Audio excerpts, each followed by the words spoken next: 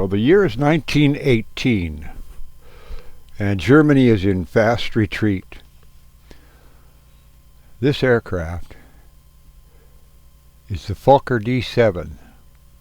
It was brought out to stem the Allied tide, hopefully to regain some power in the skies. But due to gas shortages and other factors, they were barely able to cover some of their retreat. It was a sad end for the flying corps. And this was probably the best plane that Germany ever made during the war. The monoplane hadn't proved safe enough. The struts were too weak. And this was a culmination of all of the efforts on the part of Fokker, and it exceeded the speed and reliability sevenfold of the DR-1, the dry decker, the tri-winger.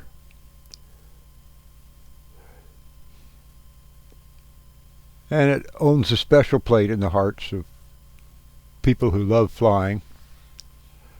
And here I'm capturing it on Linux Mint 18.1. And the simulator I'm using is X-Plane 10.5. I'm using the native capture from the simulator itself. It's an AVI program. And I've run it through a video editor called One Shot. It's freeware from Linux. And I'm employing grayscale, old film, and a couple of other attributes to make it appear as something out of the movie making of the time period.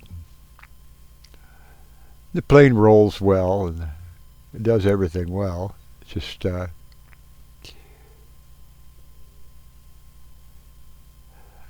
I wanted to get the film quality that, maybe I don't know who was making the newsreels at the time. Probably people associated with guys like Hughes, who would soon be making actual movies of the barnstorming of the era. And I find it kind of interesting to find an old plane like this and get it in there and try to mimic the movie of the day, as it were. You can see the guy's scarf there. Isn't that great? I just love it. Anyway, it's a lot of fun, and you can do it with your Linux Mint, your one-shot editor, and your onboard AVI capture, and then you can do a voiceover. The voiceover thing I'm using is a voice capture called Audacity, and that's also freeware from Linux, and they all follow a Creative Commons license out of the UK. Interesting program, a lot of fun. I really have a lot of fun with it.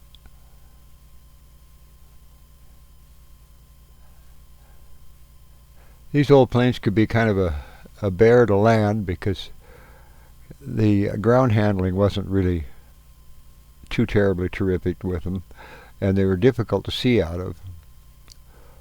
On this one, it wasn't uncommon for them to look alongside the fuselage to finish their landing. They'd set the landing up and everything, but then they'd finish it by looking out alongside the fuselage.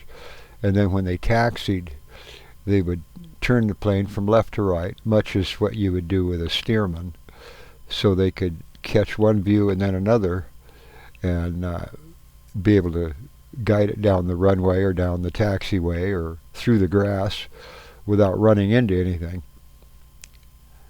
And you'll see a technique I use with this old bird when I land. Now here we were a little bit fast still. We were still a little high, so we just go ahead and go around and consume some altitude and some speed at the same time and make a nice approach. But I thought the grayscale really really did well, and I like the film, the way it really looks like an old newsreel film from the early 20s or the late teens, when they were first getting into doing the little flip frame movies. I just think it's great. A lot of fun. And an old guy like me can amuse himself for hours with doing this on this thing. But you know, this plane was built nearly 100 years ago. In fact, just on the shy side of 100 years ago, 99.75 years ago. And it just didn't make it into the war on time to do much good. It's too bad, but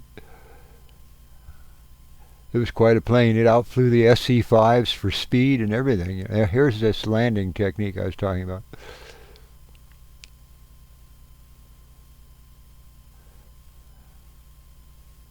If you didn't want them to bounce, you brought them in on two wheels and pushed the nose into the ground. And then as they began to slow up, you could get back down on the tail again and bring them to a stop. Anyway, there's the old beast right there with its twin 9mm there.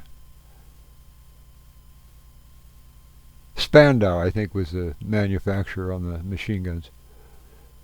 Anyway, thanks for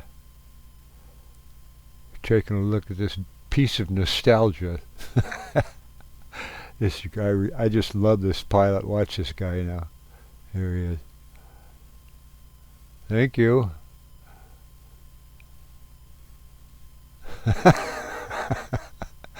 Here he is. There he is, right there. There we go.